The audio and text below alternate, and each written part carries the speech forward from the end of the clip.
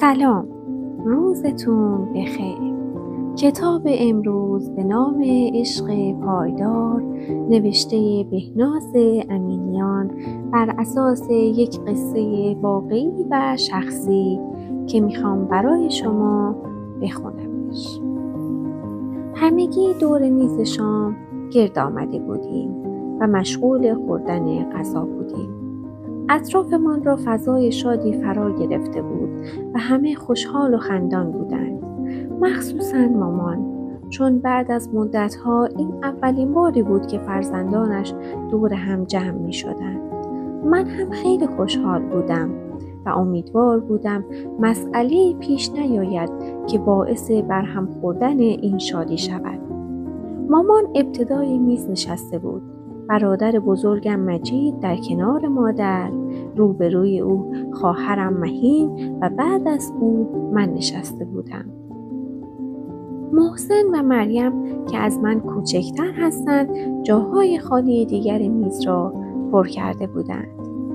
مجید 20 سال دارد و سرباز است و برای 10 روز به مرخصی آمده که امروز دومین روز مراجعت او به منزل می باشد.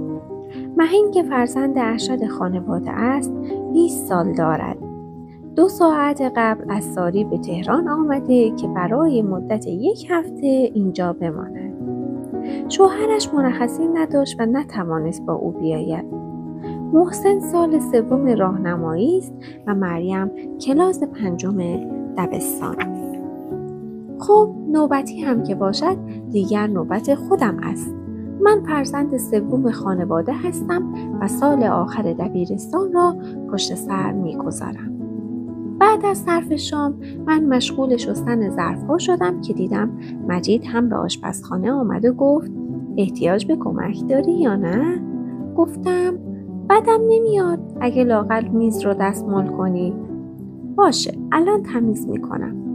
مثل اینکه به کار کردن عادت کردی و حالا نمیتونی خیلی بیکار بشینی. توی این مدت خیلی کارها یاد گرفتم چون مجبور بودم، اگه نمی کردم تنبیه می شدم. خب این هم از میز. صبر کن تو شستن ظرفا هم بهت کمک کنم. نه دیگه خیلی ممنون، باید تو این 1 هفته استراحت کنی چون باز برمیگردی سر جاتون مجبوری کار کنی. اشکالی نداره، بیا زودتر کارا رو تموم کنیم دور هم بشینیم. او مشغول آب کشیدن ظرف‌ها شد. در همین موقع مهین به آشپزخانه آمد و گفت به به شما چی کار میکنید؟ من خوابم یا بیدار؟ این مجیدی که داره ظرفا رو میشوره؟ مجید با غرور و صدای گرفته‌ای گفت خب بله، چرا تعجب کردی؟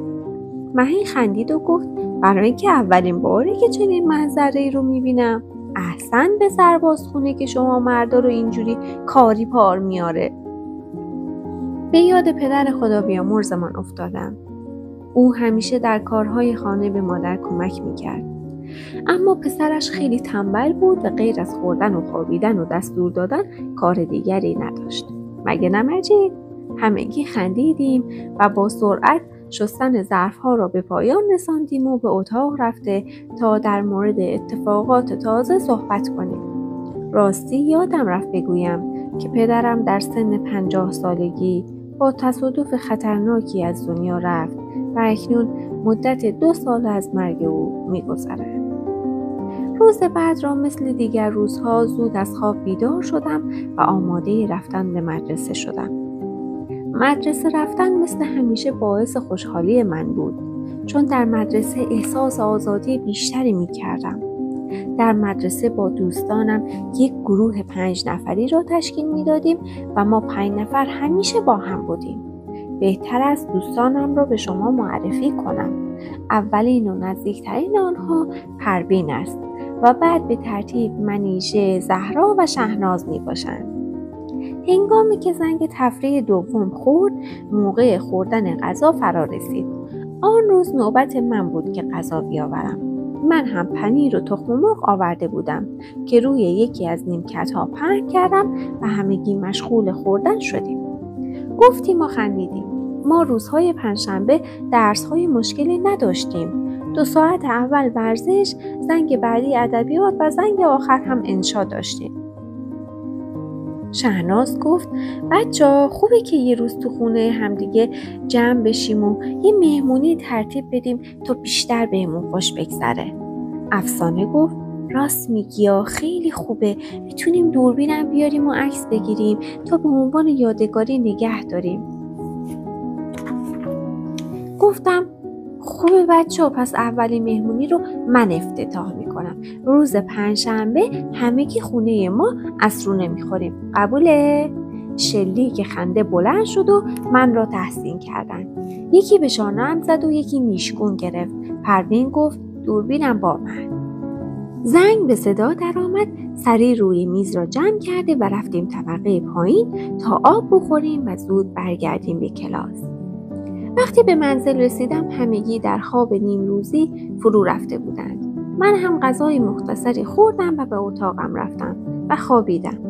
عصری خاله سوسن و بچه‌هایش به منزل ما آمدند و تا غروب ماندند.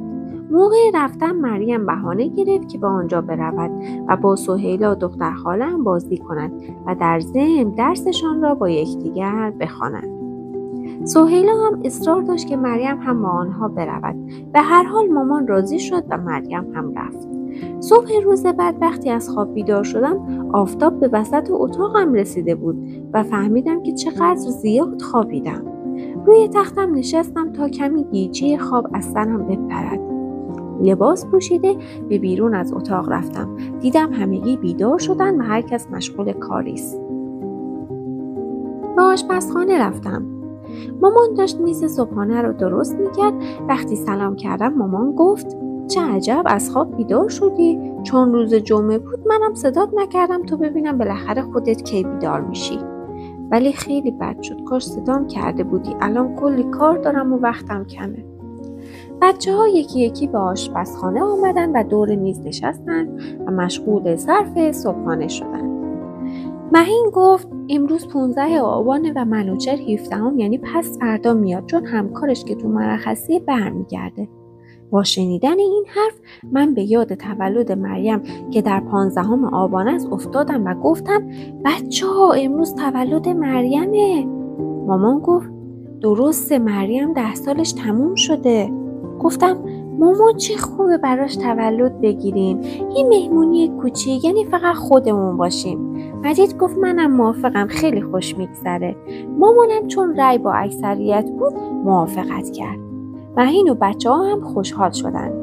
مهین گفت من برام بهتر شد چون استاری براش چیزی آوردم که همونو هدیه میدم. مجید گفت منم تو پادگان یه کاردستی درست کردم که بهش میدم. مامان گفت منم بهش پول میدم چون وقتی بیرون رفتن ندارم. من و محسن ساکت بودیم چون چیزی آماده نداشتیم. من سری صبحانم رو خوردم و وقتی برای بقیه چای ریختم به دنبال کارهای خودم رفتم. تا نزدیک ظهر کارم رو تمام کردم و ساعت 11:30 بود که برای خریدن هدیه مریم بیرون رفتم. هرچند جمعه بود اما میدانستم که مغازه ها تا ظهر باز است و من هم از همان نزدیکی ها میخواستم خرید کنم. خیلی دوست داشتم چیز مناسبی برایش پیدا کنم، چیزی که هم به دردش بخورد و هم قیمت مناسبی داشته باشد. نمیدانستم چی کار کنم. اسباب بازی ها را نگاه کردم. چندین بازی فکری را زیر و رو کردم. بعد به سراغ عروسک ها رفتم و چند تا را پسندیده و قیمت کردم. اما به طور کلی چیزی که بتواند مرا راضی کند پیدا نکردم و از مغازه بیرون آمدم. باد می‌وزید و من لباس مناسبی بر تن نداشتم. احساس سرما می‌کردم اما چاره‌ای نبود، چون تا وقتی که خرید نمی‌کردم نمی‌توانستم به منزل برگردم. به یک مغازه لوازم التحریر رسیدم. فکر کردم حتما اینجا می‌توانم هدیه مورد نظرم را پیدا کنم. پاک‌کن، تراش، اتو، خودکار، جامدادی، کلاسور و خلاصه کلیه وسایل مدرسه موجود بود. بعد از قدر زیر و رو کردن لوازم چشمم به کیف‌های مدرسه افتاد که بسیار زیبا بودند. یکی را برداشتم و مشغول نگاه کردن به آن بودم که خاطره‌ای زود گذر از ذهنم گذشت. زمانی که همسن مریم بودم کیف برادرم را به مدرسه می بردم و یک سوراخ کوچک ته کیف بود که اغلب مدادهایم از توی آن سوراخ می افتاد و وقتی به منزل می رسیدم مدادم را گم می کردم که این موضوع باعث خشم مادر می شد. خنده هم گرفت و فکر کردم بهترین هدیه من برای مریم کیف مدرسه می باشد، چون او هم امسال کیف نو نگرفته و همون کیف کهنه‌اش را به مدرسه می برد. بنابراین همان را خریداری کرده و با خوشحالی از اینکه بالاخره توانستم خیلی زود کارم را انجام دهم راهی منزل شدم. دیگر ظهر شده بود. هنگامی که داشتم با بچه‌ها بازی می‌کردم به مجید گفتم کیک گرفتی؟